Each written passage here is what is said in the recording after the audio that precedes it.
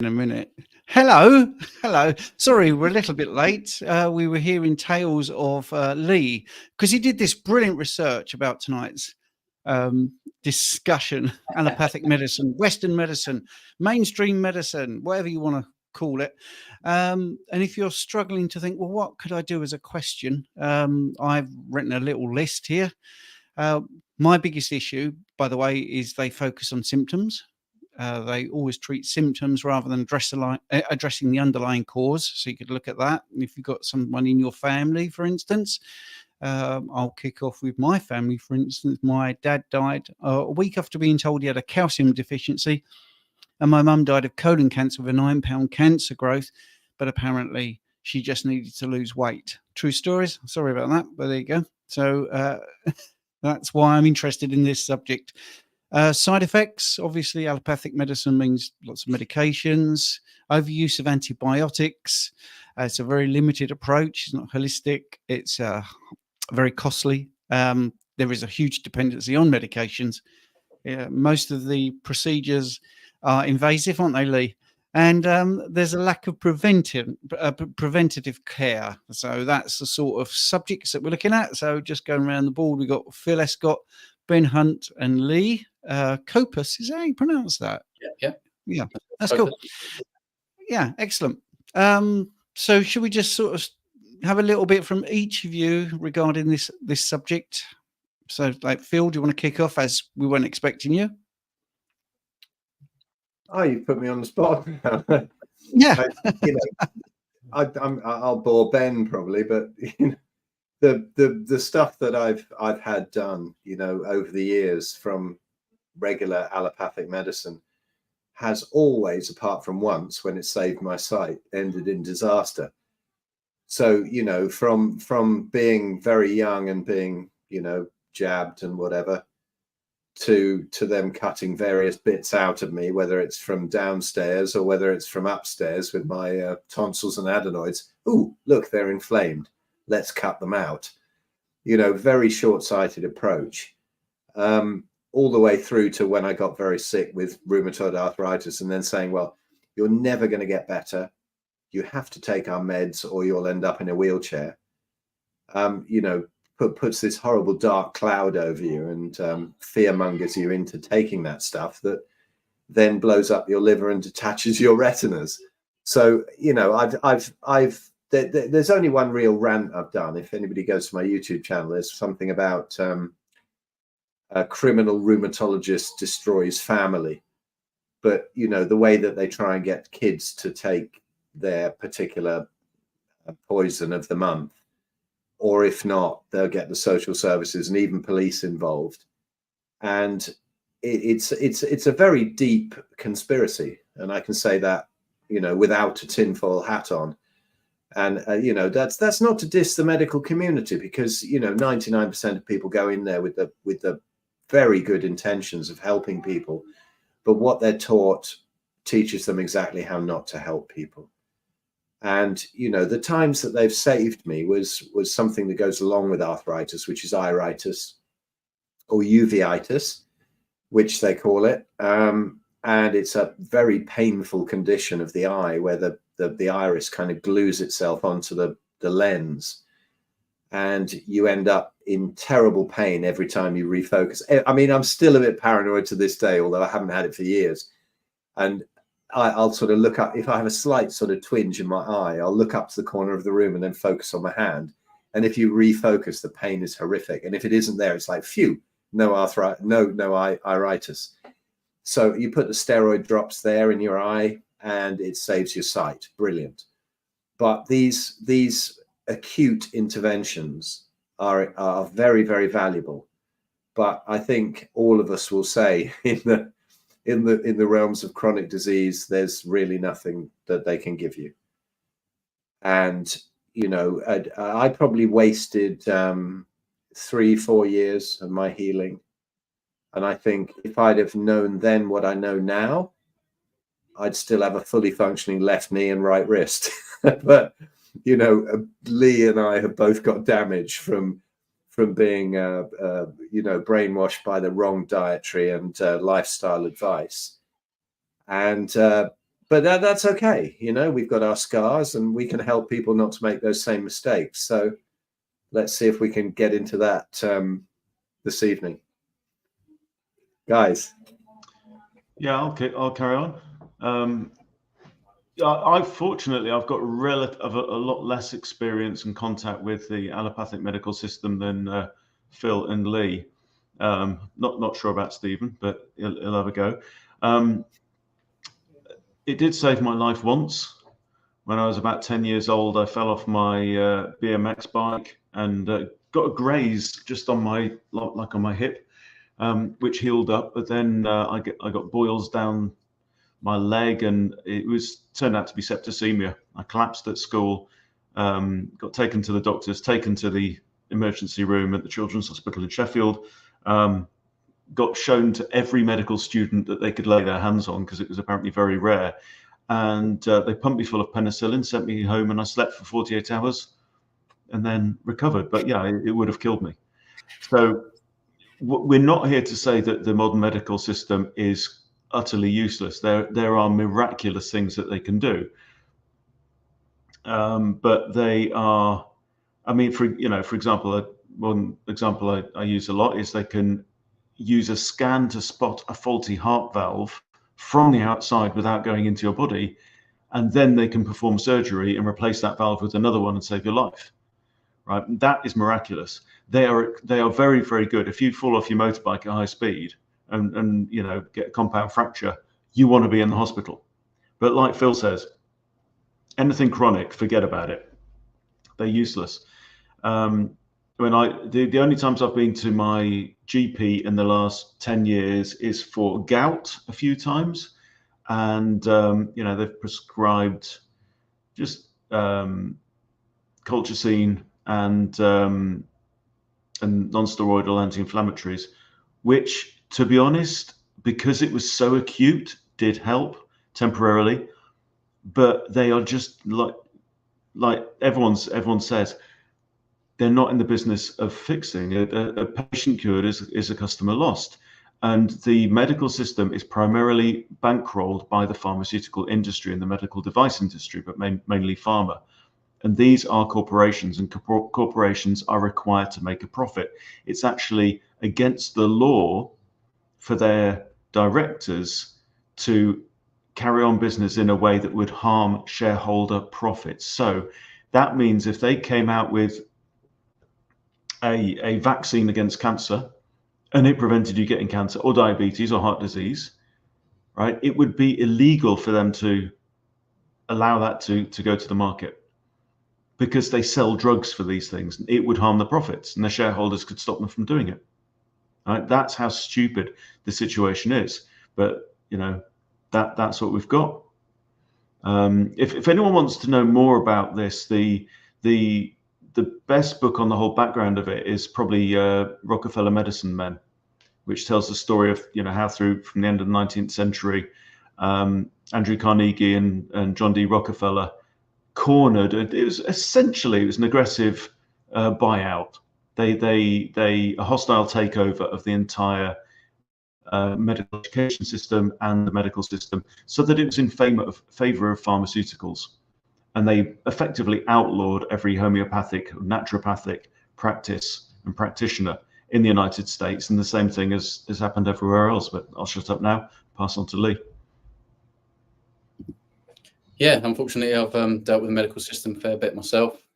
Originally just went down there quite naive and innocent, didn't know about this at all, very blue pill, stuck in the matrix, kind of just went along with things, went down with my symptoms. And I think even in that moment, just expecting some kind of drug, didn't think really that was sort of an alien thing. To me, that's kind of what you expect. You have a problem, you go down to your GP, you get a drug, you're on the right track.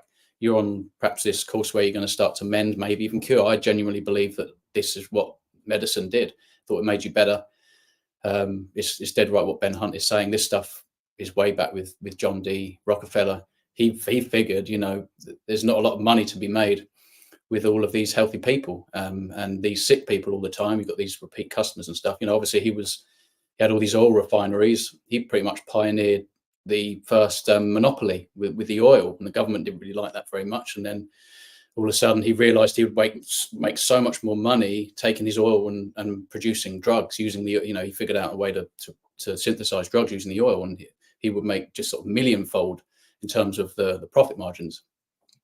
And so that's what it's all about. It is about money. Unfortunately, a lot of eugenics as well going on in the history. It's a very, very dark shady history. A lot of power and greed, but it just never seemed to be enough, and I think that he obviously wanted to take, like you said, he took over, I think, with Abraham Flexner, I think his name was, and his brother, that ran this institute that Rockefeller set up and basically helped, like Ben was saying, take over the medical school and how they educated people. He kind of bought this, is it IG Farben in, it's like a huge pharmaceutical conglomerate in Germany to make this possible. They started to get to all these kind of board of directors and stuff like that, and they with their power and their money and buying up all this stuff, they managed to get the monopoly on the medical system. And so they call it healthcare. They don't care about your health. Healthy people don't make these people money. I was just in a store with Lucy a moment ago, and it's amazing. You look at the ingredients on this package of absolutely everything. It's just prawns. You think that it just looks like prawns. There's sugar in there. There's oils in there. They just inject poison in as much as they can, like absolutely everything, barring maybe one pack down each aisle, which might be a sensible option, and it starts there. All of these companies, these huge companies, are working together. And it started with psychopaths. There's different psychopaths today who's still running this corrupt system. And now you've got people like Bill Gates, and all this eugenics and depopulation, these horrible agendas. It's disgusting, and I can't help but feel bitter about how I've been failed in the medical system. It sucks that I had to go through what I had to go through, being in the hospital. When you read these silly healthy choice options on the menu are the worst things on the menu. It's crazy that things, be careful, butter, salt, meat. It's like, that's the stuff, if anything, that you want to be opting for. Is completely backward. I go into my GP and he tells me, drink a beer a night. You need to eat more fiber. This is the kind of advice that I got from probably people that aren't even corrupt, that actually believe that they're offering this wonderful service. And they do. If you break something, if you're in a horrific accident, yes, you can get a scan. This stuff is very, very clever technology. But really, when it comes down to it, it's misanthropic, it's vile, it's disgusting. And, we need to take care of our own health. I'm in my, 36 years old, but it wasn't until I was sort of 33, 34 when I started to figure, okay, this is down to me. I've got to not eat that muffin. I've got to, and educate yourself and start taking care of yourself. And it turns out that most of the stuff that we've been told, you should be doing the complete opposite, But like I say, dark shady history. Yeah, definitely look into it. A lot of eugenics. You've got that, trying to think now, there was a Planned Parent organization that was set up. And this was to, again, right, by Rockefeller, this was to kind of prevent pregnancies in women. And the guy that ran this organization once upon a time is Bill Gates' father. And Bill Gates is he's totally into eugenics, it's depopulation. So the history continues to be written, and it's not going to get any better. It's disgusting. And so this is why we're doing this. This is why we've got our channels. We're passionate. We've found some kind of belief and peace. And I think that's why the carnivore community is so humble and generous with their time and the way they are with people. I think we're really genuine people. We've suffered, we're fed up. And here we are trying to get the truth out. And this is what it is. I'm sure there's probably one or two naysayers and vegans, but this isn't a conspiracy. This is reality. And so wake up, take that red pill. Excellent rant, Lee. Excellent. Loved it. Spot on. Appreciate it. Yeah, and I think that's the thing. We're all interested in people's health and real results, not trying to knock people. And exactly what I think Ben said there. People are joining the industry, the healthcare industry, because that's what it is, with good intentions. And I think they're given very bad information, but they absolutely 100% believe it. I mean, today I was told off by an evidence-based PT that it's terrible. I'm saying don't eat fiber. How bad is that? That's going to give you colon cancer. Well, see, this person doesn't know my experience that I lost my mother to colon cancer, and she followed the guidelines to a T. She didn't eat red meat. She didn't eat any saturated fat. People have probably heard this story before. And I just literally shamed him because he's an idiot. He's not even looking at the fact that on his comment, there are hundreds of comments saying, well, I got rid of fibre and everything got better. And so that's the sort of person I find very difficult, because they reckon they've got all the evidence, but then they don't listen to anyone that tells them the opposite is what actually happened to them, the objective reality.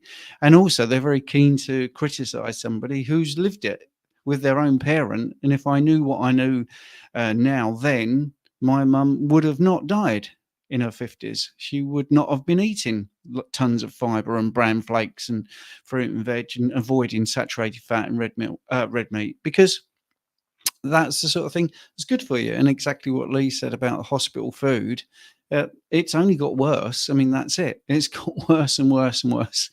So, right, there are some questions. I want to just say thank you to Once a Week Man, who's used a super chat, underwent an emergency IOP, currently on steroids and antibiotic eye drops. Any advice on speedy recovery would be welcome.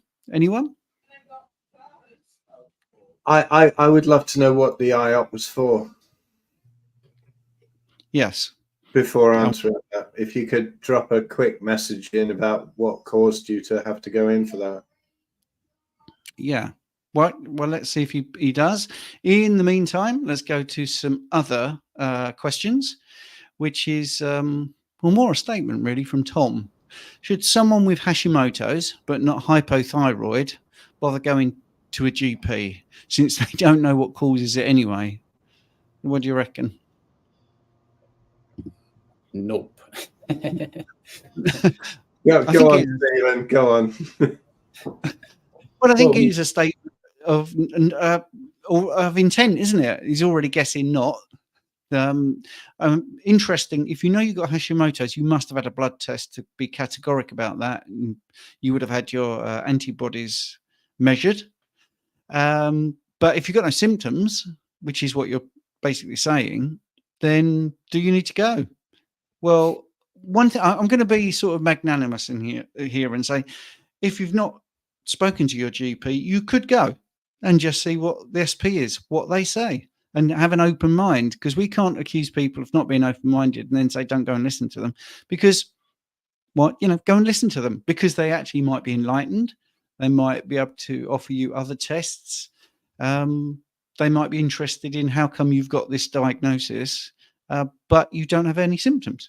So personally, if I was going for solutions, I would want symptoms first to be fixed. But there you go. That's my take on it. I think that's a big thing for me with numbers. I think the person is much more important than the numbers. And I think your attitude in there, I guess not, is possibly correct. Jackie, yeah, right. One second. Excuse me. Yeah, I think that Hashimoto's and stuff, it completely depends on your symptoms, as Stephen said, and is it worth getting blood results? It depends who's interpreting them, obviously. Send them to Stephen.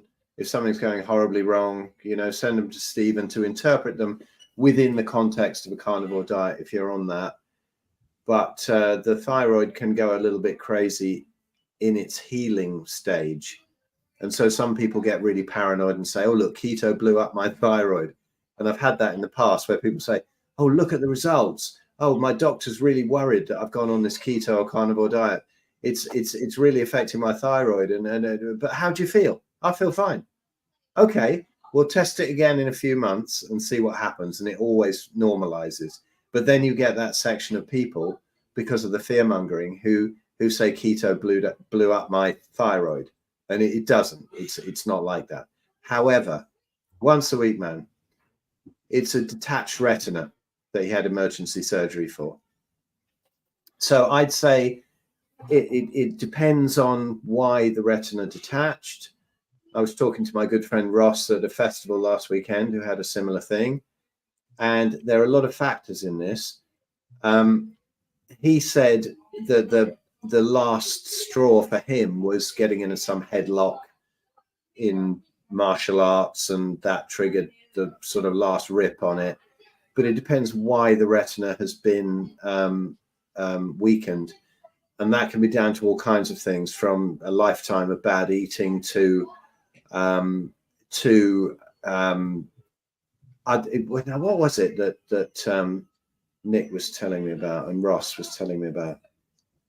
Yes, if the retina detaches, then have you had any LASIK or LASIK eye surgery in the past? That's something that can also trigger retinal detachments, which is something I'm a little bit paranoid about, having had that myself in 2006 and had the wonderful gift of great sight without contact lenses and shades that probably ruined my whole melanin production over those 30 years. But it can change the shape of the eyeball. If you go to what's it called, endmyopia.org, Jake Steiner's site, and see what actually LASIK and LASIK can do to change the shape of the eyeball, cause floaters, little bleeds, retinal detachment. But you know, just whatever you can do to get the light right and to get all our usual advice will help with recovery. I don't think there's anything specific, although somebody put in the comments there, Cyril, maybe, you know, the stem cells up, you know, contact Stephen, me, Ben, whatever. I don't think Lee's into it yet, but there's Cyril stuff that could help with stem cell release that could hasten recovery. There we go. But really just whatever you're doing, but it depends what caused it. It depends. Maybe if you've had LASIK eye surgery or something like that, there might be another component. Phil, our other mutual friend Nick, he's on 8 Stem Enhance Ultra per day in the attempt to repair his eye. He's had several surgeries as well, hasn't he? On there, he has, and once a week, man says he's on 4 a day of Stem Enhance. Yeah. Okay, cool. Well, you know, I have a great friend of mine.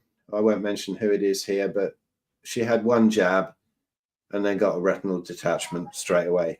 And it's the only symptom she's had, touch wood, but there's also a lot of that. So I doubt if you have, you know, being here, I doubt if there's many who have, but that seems to be something that's coming after the jabs as well. Another thing about retinal health, the last Carnivore conference we did in Spain, which we have 6 rooms left for, so get booked. I think it's 6. Ben's got tallying them up. But there was a guy there called Bruce Duvet, and he on the second day he came up to Jeremy and me, opened his laptop and said, "Can I show you some of my case histories?" You never know who turns up to these things, do you? Which is why it's such a good idea of Ben's to do that kind of circle with the chairs, like, why are you here? Who are you? What's your story? Okay, 7 rooms left, or 2 yurts, 5 rooms, something like that. But anyway, we had a chat with Bruce. He opened his laptop and he showed us these results that he was getting. Now, Bruce Duvet, you won't find him online. He's an Australian guy, I think, and he's been holding about 70 odd. Skinny, unassuming guy. We didn't know who he was, and I think he's got some kind of clinic in Dublin, and he keeps everything right under the radar. He's been helping people reverse cancer for decades and all sorts. But he came up with his case studies on his laptop, and he said, before I take on any case, whatever it is, I'll take photographs of their retina, and afterwards I'll take photographs as well, so a before and after. And he could see all new blood vessels and everything reconstructing in the retina. And it's very difficult, you know, people say macular degeneration and whatever is not reversible, but he was seeing a load of these amazing results, and he'd always do it no matter what. And his protocol was 1 day feasting, 3 days fasting, 1 day feasting, 3 days fasting. And he was healing people up with this, but he'd realized that in that 1 day of feasting, it was much more efficacious to make it a carnivore day instead of just eat what you like. But he was still getting amazing results with just eat what you like. So maybe a cycle of a big carnivore feast day, eat whatever you like, eat a whole elk, whatever, and then 3 days fasting, then 1 day feasting, 3 days fasting. But also all the blue lights into the eyes, take care of your eyes and all of that kind of thing. But that was Bruce Duvet's protocol, which really impressed me back then in 2019, that you could probably improve on if that day of feasting was carnivore instead of everything. But there we go. Yes. So just to the guys there, I don't know why we can't post links to the Big Fat Challenge, but we'll put it in the description. I was trying to put it in the chat for you, but I can't do that. Right. I think By the way, it's gone up in the chat. I can see it. all right. Okay. Macular degeneration can be reversed, and in Europe and in Southern America, they have red light therapy that reverses macular degeneration by getting rid of the drusen, the protein at the back of the eye. But anyway, that's not what we're here for. We're here to talk about this. So, Lee, this might be something you want to have a little word about. Jackie says, my history of having poorly organs cut out just gives a new set of symptoms. Do you Well, I think mean, I've that's certainly had my symptoms right after having them sort of tamper. Yeah, definitely. Trying to think really after my ileostomy. I mean, yeah, I mean, in a sense, you wind up with a bag. You know, I wound up with a bag, and that's changed my life in many ways. You know, my sleep, the convenience of not having a colon. You know, it kind of sucks because you have to kind of change the way you live. And yeah, we have all of our body parts for a reason. They all serve a purpose. I know the appendix might not be so important, but that we are, you know, created, designed, whatever you believe, evolved in this way for a reason. And you start cutting things out. You know, it's like taking a tooth out. All of a sudden, the two teeth either side, there's more pressure on those teeth, and then it's like a domino effect. So absolutely, yeah, 100%. right? I thought you were going to talk a little bit longer, but I'm going to join this together, you see, because it's actually to you, Lee. Did you get to educate any other patients or medical staff on low carb stroke carnivore whilst you were in hospital? There was one young lady who was in training, and there was a Filipino senior who, she was lovely. We had a nice conversation, and we were connecting on some things, and then she would say other things, and every now and again you just think it's not worth it, you know, especially if it's going to stress me out even just a little bit. Of thought, you know, it's only been 2 days, only been 3 days. After about a week, they came back in, and their jobs were to speed up recovery, maximize recovery with all these little different tricks. And it's really, to be honest with you, it was sort of patronizing.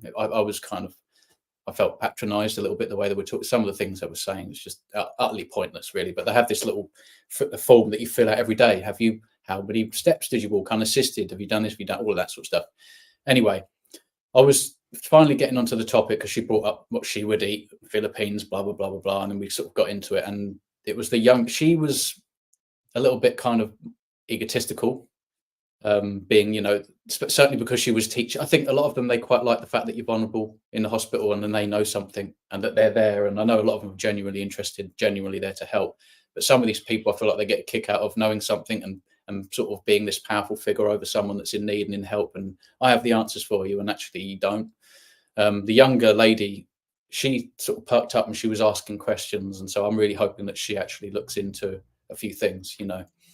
I did talk to some other people, you know, certain carers and things like that. But honestly, my experience when I've talked to the surgeons, the doctors, it definitely tests their ego. No doubt. That my surgeon said, "Is this all in your head?"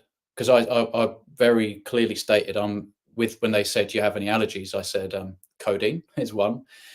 But the other was not really an allergy, you know, but all plants. I said all plants. And the very first thing is that they said is, "Oh, so you're not going to be taking the Ensure shake?" And I was like, absolutely not. No way. You know, you look at the ingredients, that's pure toxic, you know, pure toxins you're going to pour down. You want me to fast and then you're going to poison me and now we're going to do surgery. That doesn't make any sense. He said, do you think it's just all in your head, or, you know, or is this something, you know, it's the way he said it. It was kind of like, wow, you really have no clue, do you? You know, you genuinely think the orange juice and the muffin and whatever is the healthy choice. That's actually what you believe. I can't get my head around it. You know, you earn 6 figures a year doing what you do. You're in this blue light all the time in the middle of the night. You have absolutely not the first clue about general health and well-being, what a proper human diet is, what a proper human lifestyle is. And so honestly, a lot of the time I just don't bother. It's just gonna, certainly in that situation, you know. But I'm hoping that young lady, I can't remember her name, she sort of perked up, and when I said, you know, all these plants, you can put every edible plant in a bowl, you fall short of all these nutrients, and all the essential nutrients on the right form is found in just meat alone. This, because they would a lot of them would ask and say, oh, you know, you don't want any, you're going to just eat that. Okay, it's a big chunk of beef. Who's brought in this beef? You know, and these eggs and the chicken and stuff like that. And you sometimes have a bit of a conversation with certain people, but she's the only one that showed any interest, and it's probably because she's young and she's learning. And I don't think the older one liked it very much. You know, she's probably going against what she's saying, and yeah, she's trying to train her way, and it's totally like, it's insulting, honestly. Some of the stuff that they were saying, it's just ridiculous. You think, really, you got to say that? Like, that's just a common sense thing, but you have no clue about this other stuff. So yeah, I wouldn't bother. I think it would just raise your blood sugar, raise your blood pressure going in there, try and have a conversation with any of them, honestly. Isn't it crazy? Well, you actually ask people, what is it in these fruits and vegetables that my body needs then that I'm not getting from the meat? Right. And they say, well, everyone knows there's things in them, you know, like polyphenols or whatever. And if anyone's seen the movie Idiocracy, it's just like this thing that everyone knows that Braundow's got what plants crave. It's got electrolytes, you know. It's the same idiocy, isn't it? Yeah. They offer some minerals. Get a bit of vitamin C, but you're not really going to get much if you're eating all these carbs. You know, you eat plants, it offsets balance. If you're eating steak and eggs and you add any plant to that, you just offset balance. You just depleted nutrients. Now you don't have more of a balanced diet. You've offset balance just by adding any plant. So yeah, well, that's interesting that you say that, because I got a thought about vitamin C here, you see. So somebody's saying they're carnivore for 4 months, feel amazing apart from arthritic hands. I'm a painter decorator. It's good that you turned up on time, and play a lot of guitar. On waking, my hands can be really sore. Hoping in time my joints will ease up. I think that's very true. Listen, the only people who turn up later than painter decorators are guitarists. Believe me. Yeah. Now this is where supplementation, and which wish sort of Richard was here, can sometimes help, because I think, you know, a good vitamin C supplement might help with the collagen synthesis if you're going this way. I don't think you need to necessarily do that, but if you wanted to try it, it would be something that you could try. But I'm coming back to allopathic medicine. See, this is completely different to saying take a painkiller, and that would be the allopathic route. Well, you just take a painkiller and work through it. Well, what's happening there is you're not getting to the source of the problem, which is possibly collagen, is possibly just as you're adapting. Oddly enough, as the inflammation comes down, people read it differently, and they're used to this sort of inflamed, sort of slightly bulbous joints and stuff like that. And then when they get down to the proper sort of body composition, at first it feels a bit like pain, but then it starts to actually flourish. So, you know, that sort of calm before the storm sort of thing. But I would think 4 months into it, feeling amazing is a sign that you're going the right way. Anyone else? Yeah. On the arthritic hands and whatever. Again, there's so many layers to this, having sort of had a load of arthritis through all sorts of joints myself. It depends what you mean by carnivore for 4 months. If that's an autoimmune issue going on in your hands, then, you know, pork, chicken, eggs and dairy are not your friend. You want to get the symptoms down with just fatty beef and lamb. It's a huge difference. It's a massive difference with joints and inflammation in the joints. However, again, you're a painter decorator, you're using your hands, you're playing a lot of guitar. It's interesting that being a drummer, the first symptom I had was in a wrist, early 90s, of that kind of thing, which they diagnosed wrong, luckily, because I'd have probably taken their meds back then.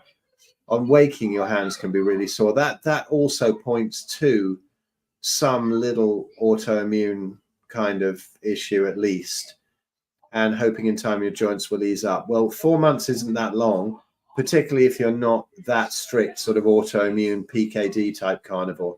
I'd do that. But also then where does it express? If it's only in your hands, how does anybody know? You know, no rheumatologist will ever know. Why is it in your knee and not in your hands? Why is it in your elbow and not in your ankle?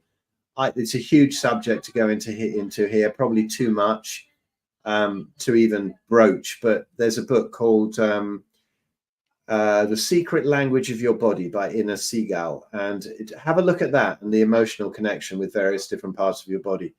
But really, get very strict on beef, lamb, salt and water. You know, even a vegan diet isn't going to kill you doing that in 30 days, 90 days. See where you are. Yeah, beef. Is that the same person who asked the question? Beef, eggs, lamb, and salt plus coffee. Who asked the question? I can't remember who asked the question. I can't remember. Sorry. It's just, sorry, it's so confusing, Kat, following all of these. But anyway, yeah, if you are eating eggs, dairy, pork or chicken, give them up for a bit, see what happens with the hands, and look into all the emotional stuff. And there was something you had up there, Stephen, about non-steroidal anti-inflammatories. Yes. Leading Yeah, basically saying it cuts. Yeah, it cuts the pain, but it stops the healing process, which is exactly what happens. I remember 2010, 2011, I was dosing myself up with them just to be able to walk. And once you stop them, it comes back with even worse of a vengeance. And you're wrecking the gut and everything all at the same time. Those things are evil. If you're going to have a flare, as Natasha Campbell McBride says, there is no such thing as bad inflammation. If you're doing the right thing, let the body do what it wants to do. Take the hit for a few days or a couple of weeks, whatever it is. Just chill out, let it happen. Because in the long run, you will be glad, because those NSAIDs or whatever, they're horrific, absolutely horrific. Bargain with the devil. Let's get on to the next question. Oh, I'm missing Jonathan. Oh yeah, sorry, Ben, you got your hand up. Yeah.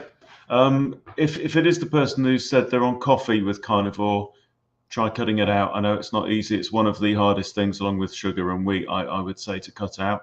But one of our friends, Sina, she posted a video today saying, I love coffee, but coffee doesn't love me, on her Substack. If she's been on like 3 double espressos a day, if she does that too much, she gets pain in multiple joints, and it's simply the coffee. So, you know, that's also one thing to chop out if you can. No, absolutely. No, you can if you want to. Yes, absolutely. And also, I think it's that informed consent to it. If you know it's causing you problems and you then decide, well, I still want to keep it in, there you go. You know, you've decided you prefer your coffee to your pains, right? Or getting rid of your pain. Mojo Curio, which I think is a good name. 68-year-old friend, major stroke, still in hospital 6 weeks on, prescribed 10+ meds, diabetic, but being fed carbs and sugar. I've taken MCT oil, ghee, meat meals. How can I help before they kill her? Well, that's you're doing it. You're taking the food in. You're being supportive. That. I can't think of anything else really. Anything else, guys? You could send her a video or so, you know, from a reliable source, you know, from someone like Ken or Sean or something, you know, because some people they can't take it from their loved ones or their relatives. Some people just need to hear it from the good old doctor. And yeah, it's tricky. Obviously, some people, I know so many people are in sort of similar situations, and you can talk to them calmly, logically, and they just don't get it. They don't, you know. Hopefully she'll take the help from you and maybe share some content. Reason is tricky, but yeah, you're on the right track. I would say that if she's been in hospital 6 weeks on, the acute phase is over, and if you can just possibly get her out of there and away from all the EMFs and blue light and all that kind of thing. You know, somebody said in the comments just a little while ago, hospitals are dangerous places. Glad you're out, Lee. Yeah. They take a lot of navigating, and that blue light. You know, my son, who is 34 now, my eldest son, is visiting now from Thailand, and I remember like you know, when he was 12 and he had an aneurysmal bone cyst, and he had to have horrible operations from the front and the back, and titanium that's still in his neck to this day from, you know, whatever happened. And the only time, all of that, it never really upset him. He went through it so brave. And the one time that he really cried was like, will you turn the fucking lights out? It's midnight. Will you stop waking me up? Will you turn those strip lights off? I can't stand it. I need to sleep. And you've got to get... Sorry? I've got to take your blood pressure, otherwise you might die. Yeah, exactly. It's crazy. So get them out of there as quick as possible, I think, is the main thing you're doing. If you're taking her all this lovely stuff, that's fantastic. But take it round to her house rather than the hospital. You know? Yeah, definitely. I wonder if they figured out that the blood pressure naturally changes with circadian rhythm as well. I wonder whether they've picked up on that. You know, you can take it at different times of the day and you're guaranteed to have it a little bit lower, a little bit higher because of, you know, light and stuff like hormones. It's crazy. No, of course they haven't figured that, Lee. That's ridiculous. That's quackery. Yeah, quackery. You're right. So somebody suggested Ben Bickman's Why We Get Sick book. I mean, there are so many different books that you could also take in. The Lies Doctors Told Me by Ken Berry would be quite an ironic book to take into a hospital. But anyway, good suggestion, Lee, that, you know, get that sort of a doctor to say. External encouragement as well. Something like that can help. Yeah. So Bill Cook, question. Does anyone here eat fermented veg? No, I don't. No. Just haven't bothered. No. I'm sure it's pretty harmless in comparison to all the other plants. I used to, I used to when I was like keto and whatever, and take that. But the fewer plants you eat, the fewer plant medicines that you need to offset the problems that the plants caused in the first place. And it's a hassle. I mean, what do you want to do? Do you want to fry up a steak, or do you want to chop up all this cabbage and put it in a fermenting thing in the corner, and then half the batches fail because they end up really moldy on the top, or end up having a whole kitchen full of kombucha because they bred so quickly that you end up inundated with scobies? No, seriously, just eat some meat. Don't bother with the plants. It's bollocks, I think, anyway. Yes. No, I agree with you. Absolutely. 100%. There's no way I'm pronouncing that name. But anyway, any thoughts on allulase and its potentially beneficial properties as a natural GLP-1 agonist, as Ozempic alternative? Well, I wouldn't say it was that, actually, because it doesn't actually slow down your stomach emptying. It doesn't change the motility of your small intestine. It is an artificial sweetener. So Ozempic, which is the brand name there, its sort of mechanism is to make you less hungry, and like I say, the stomach emptying and the small intestine issues. And why would you want an alternative to that anyway? Because although you lose a lot of weight, I find this very interesting, by the way, because it doesn't seem to be picked up by all the big doctors. Yes, you get the weight loss, but you also get muscle loss. And it's something like for every 8 kilograms of body fat you lose 5 kilograms of muscle. And I think most people, even in the mainstream, know that you lose longevity benefits if you have sarcopenia. If you're losing muscle is really important. It's really difficult to gain muscle as you get older, especially when you're not eating carnivore resistance training. Now, many people say, well, muscle loss is just a side effect of losing weight, but that actually isn't true. And that's been proven many times, because the argument on the sort of allopathic side is when you lose weight, you don't need so much muscle because you're not shifting around a 200-pound body, you're shifting around a 150-pound body. No, it would be really good to lose all that body fat, but retain the muscle. That would be really good. And the experiments that they've done on weight loss and muscle loss shows that if you incorporate some weight training, you won't lose anything. And in fact, the smartest experiment I've ever seen was these people were losing weight, but they had a vest which they wore throughout the day. And let's say in a week they lost 3 kilograms. They put 3 kilograms of weight into the vest and it retained the muscle. So that it wasn't much really to just retain the muscle. But what was happening with the people without the vest, they were losing the body fat and they were also losing muscle. So the body's pretty smart. It's better to do some training and keep that muscle mass. But if you could sort of do it with the vest and do it all the time, you haven't even got to go back to the gym. You just maintain that muscle. You don't lose it in the first place. But that's obviously not happening. People are going on Ozempic and they are losing tons of muscle mass. So, 5 kilograms for every 8 kilogram, and people are losing sort of 80. These very, very big people are losing a lot of weight. So they're going to be losing a lot of muscle. Something like that. Anyway, so that was me off the top of my head. I should get the facts and figures, but that's roughly what's happening. So have you got any thoughts, guys? Not really, to be honest with you. No, nothing to add. Okay, right. Well, we'll go on to the next one. Just eat food. That's all you need to worry about. Yes. Yeah, I think Ozempic, there are some doctors in the low carb community saying, well, yeah, it does seem to be doing some good because people are losing weight, but they're losing a lot of muscle mass at the same time. I just don't get it why they're just looking at that. But then again, I just said low carb doctors, so maybe they're still allopathic. They're still liking the weight loss just on its own, not worrying about other things. I started Carnivore at the beginning of March. Mid-April, I had a stroke and spent 48 hours in hospital. Sorry to hear that. Would appreciate some advice on gaining some weight to keep the doctor off my back. Chug loads of dairy. Milk, yeah, milk will do it. All I can think, milk, butter. It depends on the weight as well. It depends on what, are you just a healthy weight? Maybe you're actually a healthy weight, who knows? But yeah, I mean, dairy will certainly work for sure. Yeah, all of that. But again, training will bring it back on. It depends, if you want to impress your doctor or if you want to feel really good.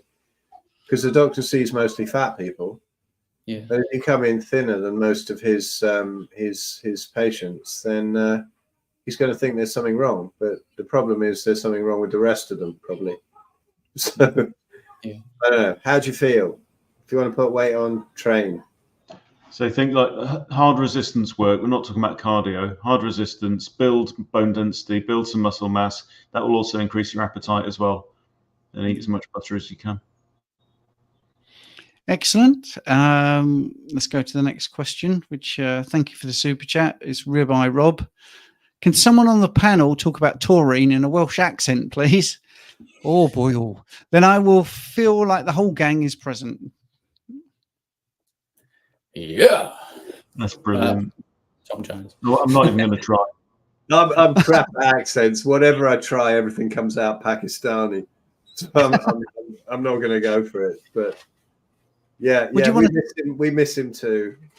Yeah. Do you want to talk about taurine then, but in a whatever accent you want? It's fantastic. I don't think it was a serious question. No, you go for the taurine thing, Stephen. I just make sure my cat gets enough, and that's all I ever think about, really. Yeah. Well, taurine, an amino acid in meat, which is very good for you. Right. Well, we've run out of questions, actually. I was worried that we were going to get to the point where we're waffling on too much. Was there any questions or any comments in the chat that you thought you'd like to pick up? Not that I can see. Well, there's a good one from Barris something here. Dairy is not good for thyroid or prostate.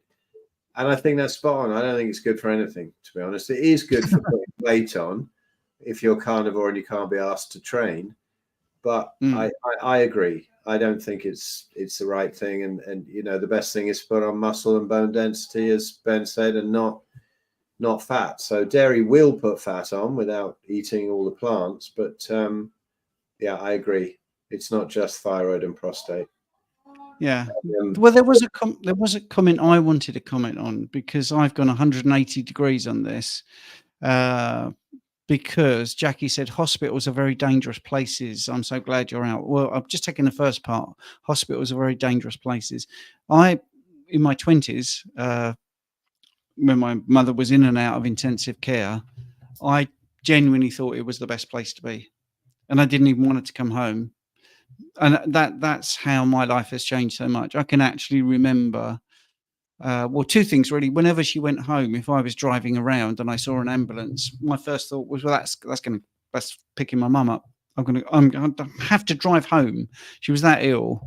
And I really 100% thought this is the best place. So there are people out there that really do believe that, and they're not stupid, but they're brainwashed, so that's it. I mean, I thought I was pretty on it with fitness and health. Yeah. Sorry, well, you're in sorry. the right place. You're in the right place. That's like basically every time you hear anyone on the phone in the hospital, isn't it? Oh, well, you're in the right place. I realise for sure, 100%, absolutely not. Whatever it is, I understand. I'm very grateful for the pain relief. They make some great pain relief. I'm very grateful for the anaesthetics. It's not too long ago where before that point in time, that threshold, we were literally going and having procedures and surgeries without little to no pain relief and anaesthetic. It's unbelievable. But, I'm very grateful for all of that. But when you're talking about, healing, the blue light, the constant disturbance in the middle of the night and all of the contraindicated poisons that they feed you round the clock for 8 days. They sent me home with so much oxycodone. I realised, by the way, that every time I took oxycodone, I would be sitting over a pillow about 20 to 40 minutes later in agony. I just stopped taking it. Guess what happened? Pain went. Yeah, but look on the bright side. You could start dealing with it to get some of that money back that YouTube nicked off you. Yeah. I mean, no, I won't do that. See, I remember. Stephen, sorry, there's 2 more questions that have come in. Go for it. At the last minute. Right. Polish Mike says, do any of you remember or still see and use therapeutic suction cups? My grandma put those on me when I was sick as a kid. Nowadays, everyone recommends pills. Not I. Anyone else? No. And what was the last one? The other one was, so Tom J says, Phil, I take it you don't agree with Dr. Natasha about dairy then. So she considers fermented food and dairy essential for gapsters. Well, I see what Natasha how she's changed in her message over the past 12, 14 years or whatever. And she's going much more towards carnivore and less towards the fermented veg. But I'm going to be really interested because, the carnivore conference that Ben and I are organizing in August, both Zofia Clements, who is totally against dairy, any dairy, and raw dairy is worse than pasteurized.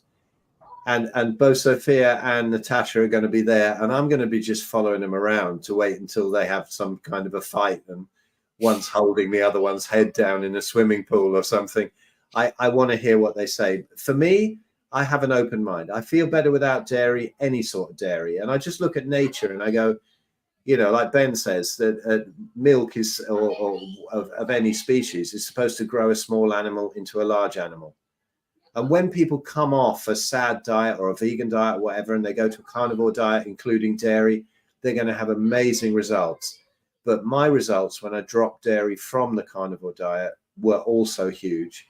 And I see that with all sorts of autoimmune people too. But if you want to go actually and see, probably my 2 heroes, which is Sophia and Natasha, talking about whether dairy is a good thing or not, then get to Spain and see it live. If there's a fight, we'll video it and we'll get it on YouTube. No, they won't. They're both very cool and they both eat a load of meat, so no one's going to get upset. But I'm just open to it, and either way. But I just feel better personally without it. So I don't think it's necessary. And I think it's best to drop it right out if you're healing and see where you are. Bring it back in if you want, but bring donuts back in if you want. It's not up to us to tell you what to eat, but make up your own mind. But I'm more on Sophia's side on the dairy than Natasha. But what the hell? Let's see. I'd say definitely if you've got autoimmunity, fix your gut first. It's always fix the gut first. You need to drop dairy if you're going to try and fix the gut. Some people think then it's maybe a good idea to add some kefir or some, maybe even a drop of raw milk, perhaps a little bit with taurine before you go to bed, stuff like that. And then that can help sort of repopulate biome and stuff like that. Again, at your own risk, you might find that you kind of go back and forth and then you wind up saying, I'm done with dairy. But there are some people with pastoral genes that seem to do better with dairy.